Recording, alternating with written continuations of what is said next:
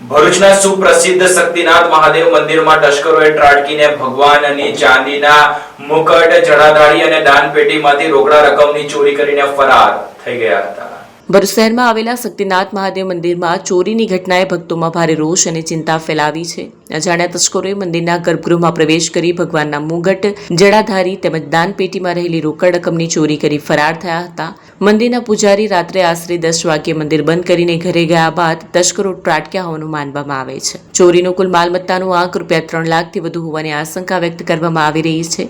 ચોંકાવનારી બાબત એ છે કે મંદિરના ગર્ભગૃહમાં લગાવાયેલા સીસીટીવી કેમેરા ઘટના સમયે બંધ હાલતમાં હતા, જેના કારણે તસ્કરોને પકડવામાં પોલીસને મુશ્કેલી પડી શકે છે। ઘટનાની જાણ થતાં જ ભરૂચ શહેર એ ડિવિઝન પોલીસ તાત્કાલિક સ્થળ પર પહોંચી તપાસ હાથ ધરી છે।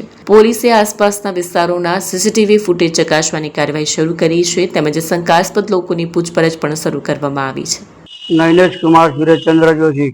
રાત્રે આમ તો 10 વાગે છેલ્લે મંદિર બંધ કર્યું ને પછી 2 વાગ્યા પછી કંઈક ચોરી થઈ છે। એક તો મંદિરની ચાંદીનું છત્ર ગયું, પછી બધા દેવી દેવીઓના મુગટ જતા રહ્યા, પછી પાણી ચડાવીને જલાધારી જતી રહી, 4 ગલ્લા એ જતા લઈ ગયા તેમ પાછા મળી ગયા। આશરે કેટલા રૂપિયાની ચોરી? આશરે 3.5 થી 4 લાખ રૂપિયાની ચોરી।